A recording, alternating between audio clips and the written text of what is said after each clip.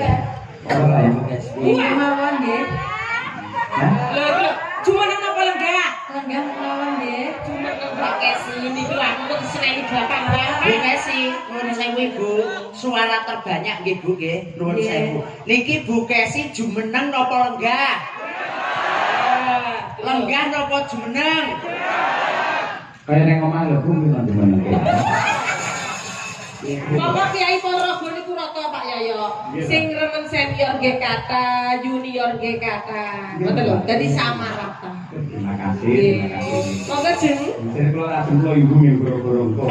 Niki wis bisiki kula malah bisani kula. Ya jumeneng apa guys? Apa-apa. Bu Kesi. Ngomong dari anyar. Nyuwun sewu, Mas Dalang. Apa sayang? Ngapunten. Rusak ya ngono kowe tayune dalem sayang. Bojone dhewe sayang iki ya pas ae nek bojone kok terus sayang kuwi masalah. Biasane gugu. Aku ganti baikon ya saiki. Muga-muga katresnanmu karo aku lair batin tenan. Disekseni karo warga masyarakat Purwosari ing dalu niki, Bapak Ibu. Nyuwun donga panjenengan nggih, mugi-mugi Pak Dalang Cahya Pungkati menika anggenipun tresnani kula lair batin nggih Pak. Sebab adatipun ngaten Bapak Ibu.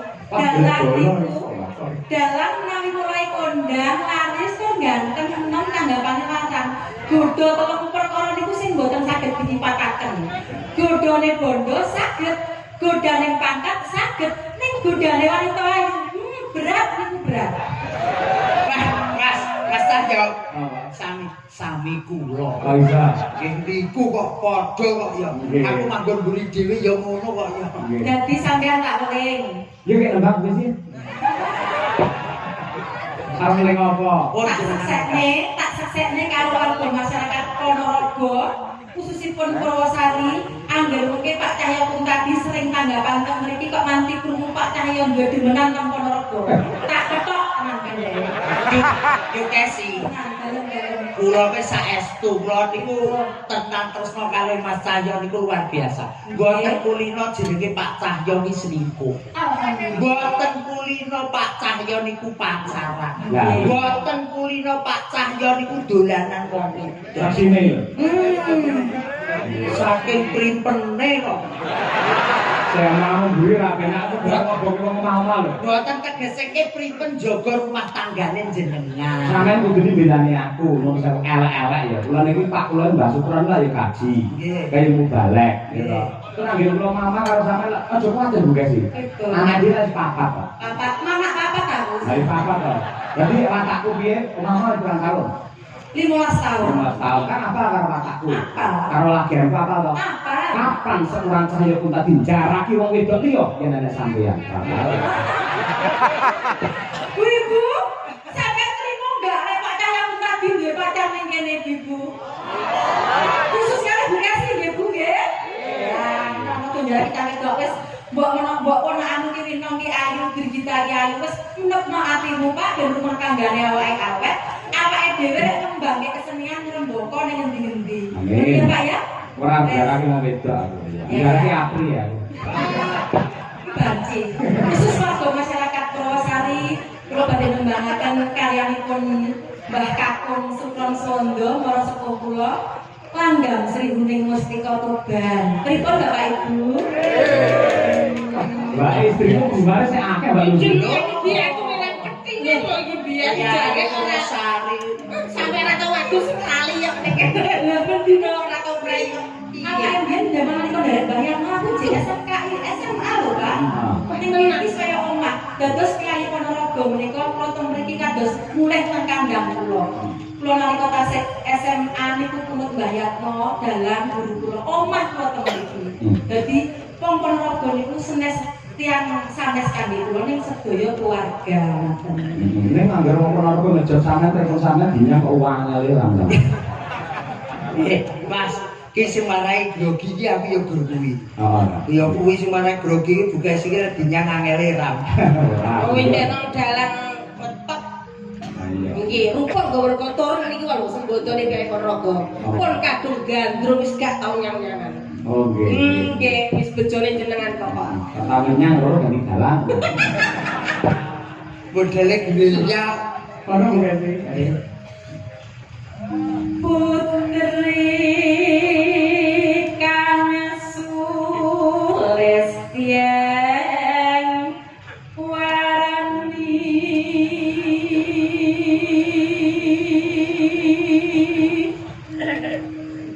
Sri Kuning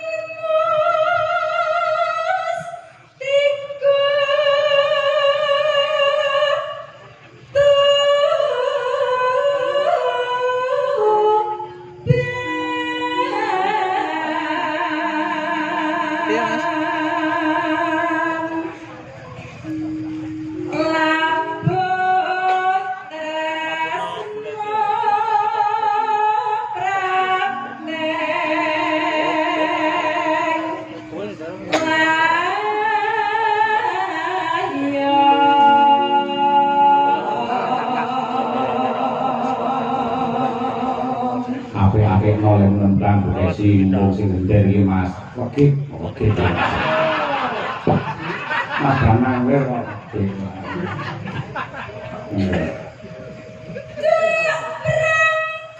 Ketalange ketokno kunci.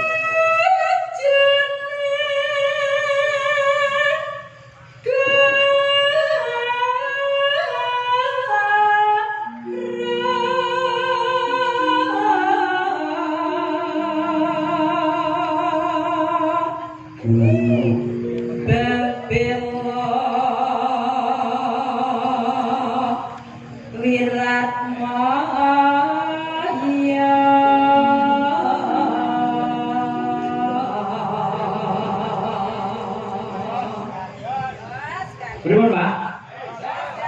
Jos. jos Saya mawon. Kae bojo kula. Alah, ning kene ngelem, ning kene ngelem-ngelem. Coba nek omah gawane kopi kepahitan ngono maido. Ora dulu ora maido. Lah aku ngakene kopi teh ngono kuwi utawa sirup ra seneng. Senenge napa?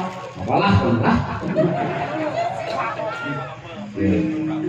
Rangira Sri Kuning mongko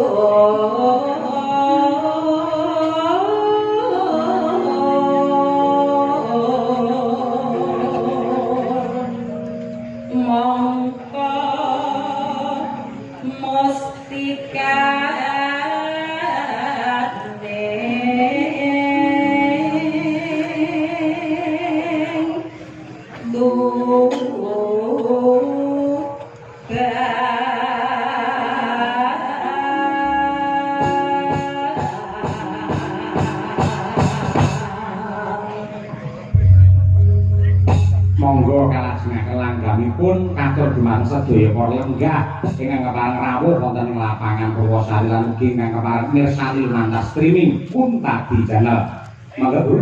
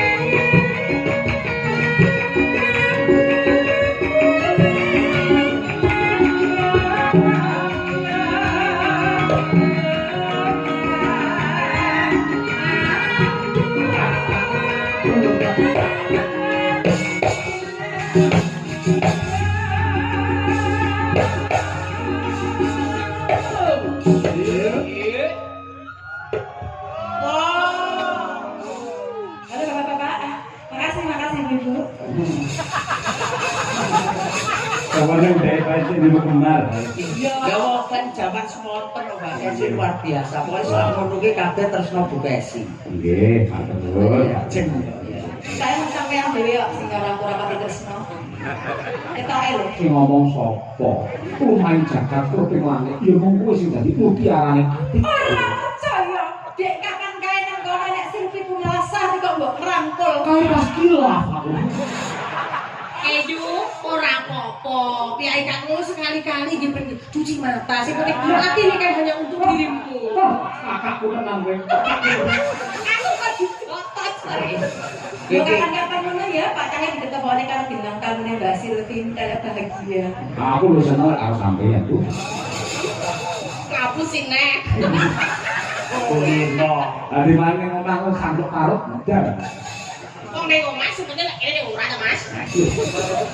Oh iya. Jadu men Kyai Ponorogo mireng ning wonten Mbak Kesi.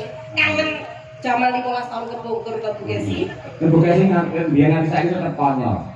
Sinden semekas kaki. Adem padalang adem. Iya. Lagi antisi sapi kok. Antisipasi.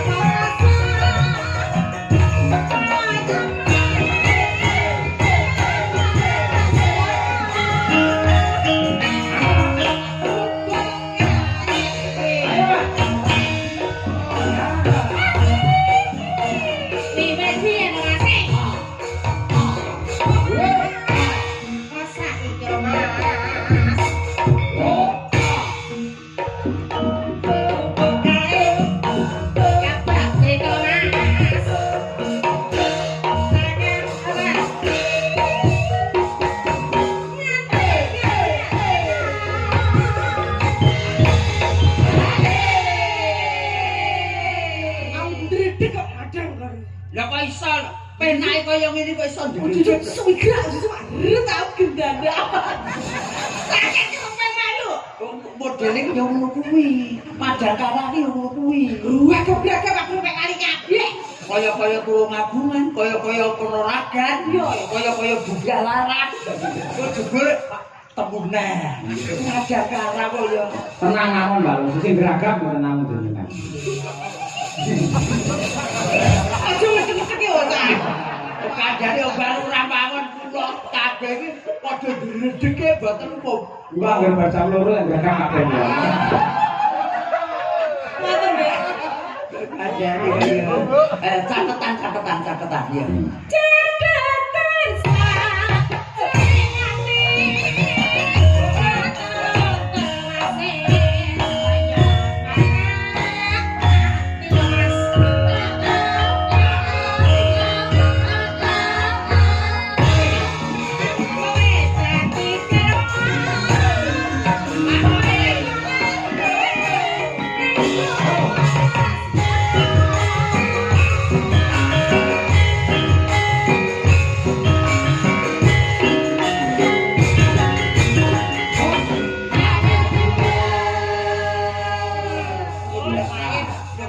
Modele pas setengah talu barang ya.